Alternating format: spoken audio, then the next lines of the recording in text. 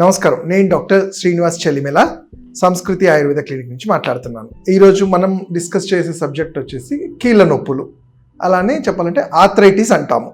అసలు ఈ ఆర్థరైటిస్ అంటే ఏంటి, ఎవరికి వస్తుంది, దాన్ని గుర్తించడం ఎలా, తెలుసుకున్న తర్వాత మనము ఏమన్నా దాన్ని ప్రికాషనరీగా ముందే తెలుసుకొని జాగ్రత్త పడవచ్చా, అండ్ బాగా ముదిరిన తర్వాత ఏమన్నా చికిత్సలు ఉంటాయా, దాని గురించి తెలుసుకుందాము.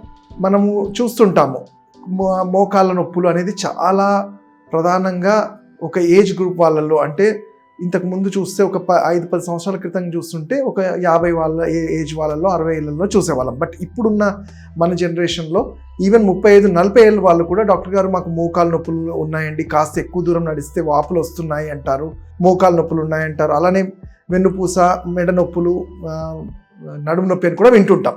సో దీంట్లో మనం ప్రిసైజ్గా ఈరోజు మాట్లాడేది మోకాళ్ళ నొప్పులు. అంటే ఇది ఎందుకు వస్తుంది ఫస్ట్ అంటే, మనం తీసుకునే ఆహార విహారాలు ఒక పార్ట్ అయితే, అసలు వ్యాయామం అనేది లేకుండా ఉండడం, అంటే ఫిజికల్ యాక్టివిటీ చాలా తగ్గిపోయింది.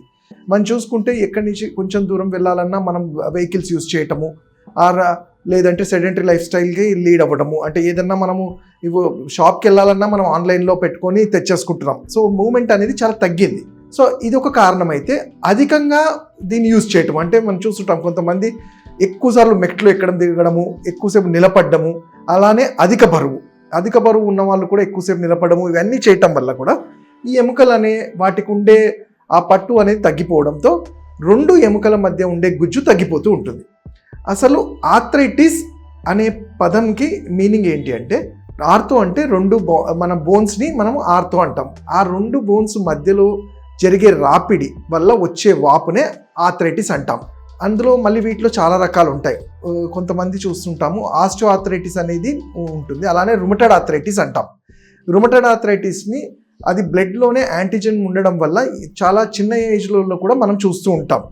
బట్ ఈరోజు మనం మాట్లాడేది అంటే ఆస్టియో ఆర్థరైటిస్, అంటే జనరల్గా మోకాళ్ళల్లో అరుగుదల అంటాం. అంటే మనం ఇంతకుముందు చెప్పినట్టు కారణము వ్యాయామం లేకపోవటము, సరైన ఆహారం, పోషకాహారాలు, కాల్షియము, విటమిన్స్ ఇవన్నీ లేకపోవటం, మినరల్స్ ఫుడ్లో సరైన విధంగా తీసుకోకపోవడం వల్ల కాకుండా అధిక బరువు అనేది కూడా చూస్తూ ఉంటాం.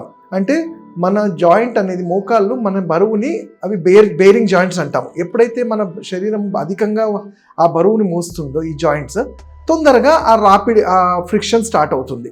అంటే మరి ఇది గుర్తించడం ఎలా డాక్టర్ గారు అంటే, జనరల్గా మనం చూస్తున్నప్పుడు వాళ్ళ నడకలోనే మనకు తెలుస్తుంది. అంటే కుంటినట్టు రావటము, కాస్త దూరం నడవగానే అబ్బా నొప్పులు అనటము, నొప్పిలాగా కూర్చోటము, అలానే కొన్నిసార్లు ఎప్పుడైతే మేము అబ్జర్వ్ చేస్తామో సౌండ్స్, మనము అంటే క్రాక్లింగ్ సౌండ్స్ అంటాము, కిర్మని సౌండ్ మోకాల్లో రావటము, ఇవన్నీ కాకుండా మనం పేషెంట్ని డైరెక్ట్గా చూడగానే మోకాల్ని ముట్టినప్పుడు అక్కడ వాపులాగా కనబడడం, ఇవన్నీ మనకు తెలుస్తూ ఉంటాయి.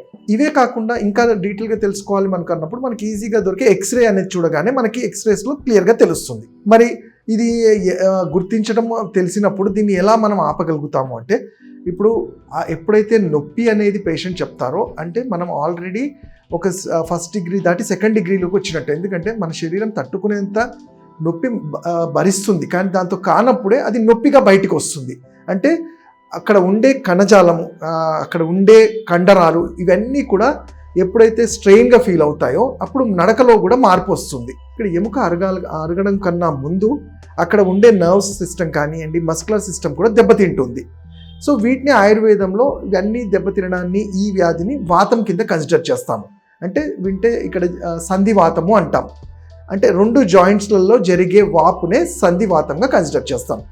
అయితే దీన్ని తెలుసుకున్న తర్వాత మనము ప్రికాషనరీగా ఏం చేయాలి? ఫస్ట్ థింగ్, అంటే రాగానే మాకు జనరల్గా క్వశ్చన్ అడుగుతుంటారు, డాక్టర్ గారు మరి ఆర్థరైటిస్ అంటే సర్జరీయే ఆప్షనా అంటే, సర్జరీ అనేది ఆప్షన్ కాదు. సర్జరీ అనేది లాస్ట్, ఇంకా మనం ఏమి చేయలేని పరిస్థితుల్లో, మందులకు కూడా లొంగట్లేదు, పేషెంట్కి చాలా పద్ధతులు అవన్నీ ఫాలో చేయలేని అన్నప్పుడు అది లాస్ట్ సబ్గా మనం ఒక ఆప్షన్గా చూస్తుంటాం. అంతేకాని ప్రతి ఆర్థరైటిస్కి సర్జరీ అనేది కరెక్ట్ కాదు.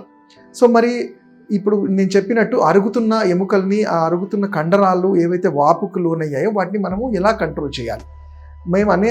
అయితే ఈ వాత సంబంధానికి వచ్చినప్పుడు యాజ్ ఏ ఆయుర్వేద వైద్యుడిగా ఎప్పుడైతే నాడి చూసి వీళ్ళు వాతం అని మనం తెలుసుకుంటామో, వాళ్ళకి ప్రత్యేకమైన పథ్యం చెప్తాం. అంటే ఫుడ్లో తీసుకునే ఐటమ్స్ కొన్ని ఉంటాయి, లైక్ మునగాకు అని కానివ్వండి, సజ్జలు అని కానివ్వండి, అలానే మనము పాలు కానివ్వండి, కాల్షియం రిచ్ ఉన్న ఎగ్స్ కానివ్వండి, నాన్ వెజిటేరియన్స్ అయితే వెజిటేరియన్స్లో ఆకుకూరలు, మెంతికూర, మునగాకు ఇలాంటివి.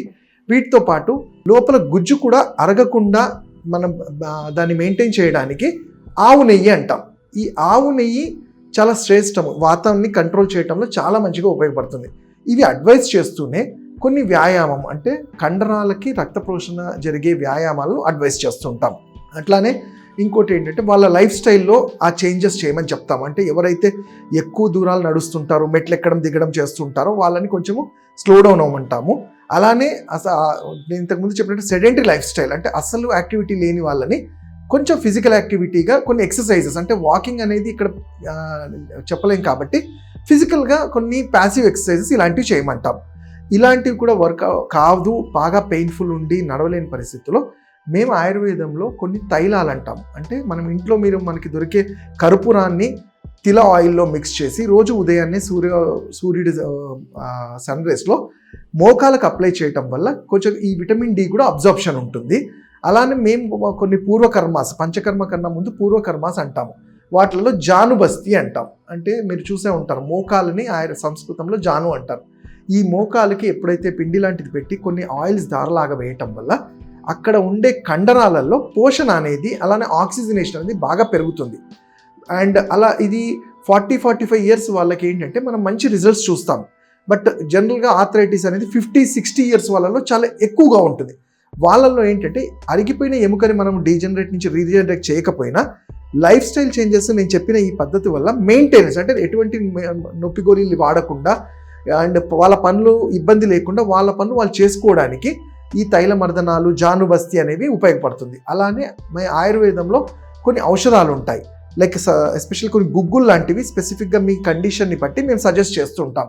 అండ్ ముఖ్యంగా ఏంటి అంటే పథ్యం, మనం తీసుకునే ఆహారము అలానే విహారము, ఈ రెండిటి మీద ఆధారపడి ఉంటుంది మనం ఈ వ్యాధిని ఎక్కడి వరకు కట్టడి చేయగలుగుతాము అనేది. సో ఇలాంటి సింపుల్ చిట్కాసు నేను ఇంతకుముందు చెప్పినట్టు ఇంట్లో మనం దొరికే ఆవు నెయ్యి లాంటిది కానివ్వండి, ఆర్ మునగాకు ఇలాంటివి తీసుకొని కూడా మనము వీటిని ఇక్కడే ఇంకా ఫర్దర్గా పెరగకుండా ఆపగలుగుతాం. ఇంకా వీటి గురించి మీరు తెలుసుకోవాలనుకుంటే నేను పర్సనల్గా ఆన్లైన్ కన్సల్టేషన్స్ ద్వారా చేయొచ్చు. నా నంబర్ 7658909501. Thank you.